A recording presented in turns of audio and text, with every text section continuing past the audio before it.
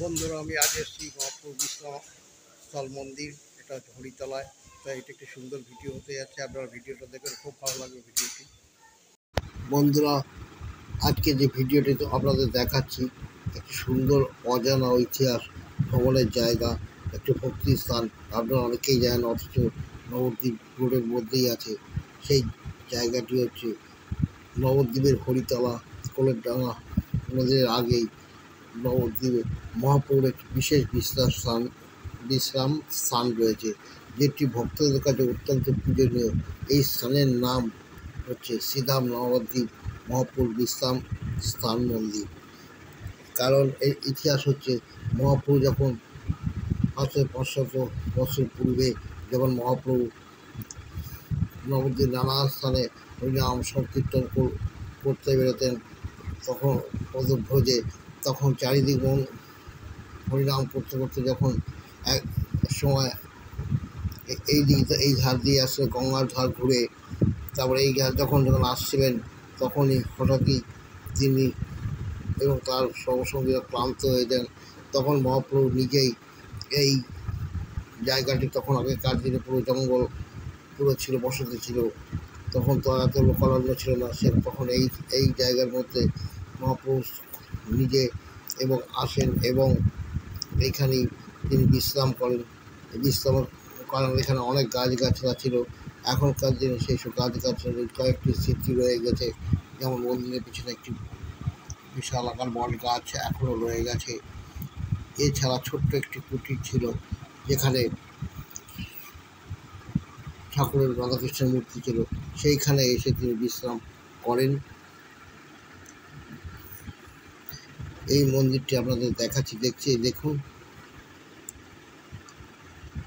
এই দেখুন মন্দিরটি চারিদিকটা ঘোরাচ্ছি, দেখুন। আগে প্রথমে দেখাই, তখন ভক্তদের তিনি আদেশ দিয়েছিলেন এইখানে তার একটি ছোট মন্দির স্থাপন করতে। সেই সময় থেকে এই মন্দিরটি স্থাপিত হয়েছে। বহু পৌরাণিক মন্দির, অনেকেরই অজানা এবং সুন্দর একটি জায়গা। এই জায়গায় মন আপনার শান্ত হয়ে যাবেন এবং খুব সুন্দর একটি জায়গা, একদম রাস্তার উপরেই।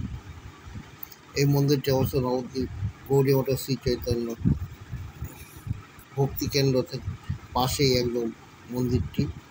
রাস্তার মধ্যে যেতে গেলেই পড়বে মন্দিরটি।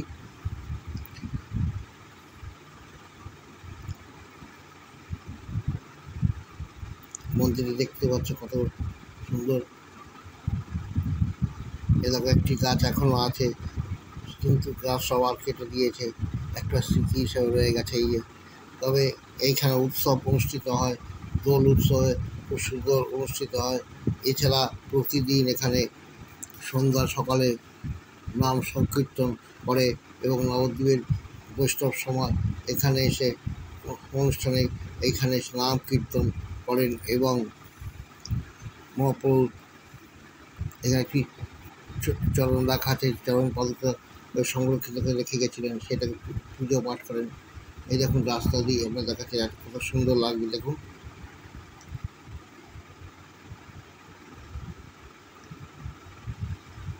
কিন্তু এটা পশ্চিমবঙ্গ হেরিটেজ কমিশনের প্রাপ্ত এই 2020-এ এটি স্বীকৃতি লাভ করেছে।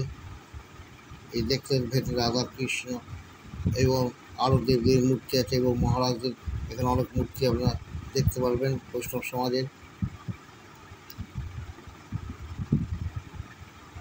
তো দেখাচ্ছি বন্ধুরা, তা আপনারা যদি নবদ্বীপ ভ্রমণ করতে আসেন, অবশ্যই নবদ্বীপ কোলেরডাঙ্গা রোডে এই জায়গাটি ভ্রমণ করবেন।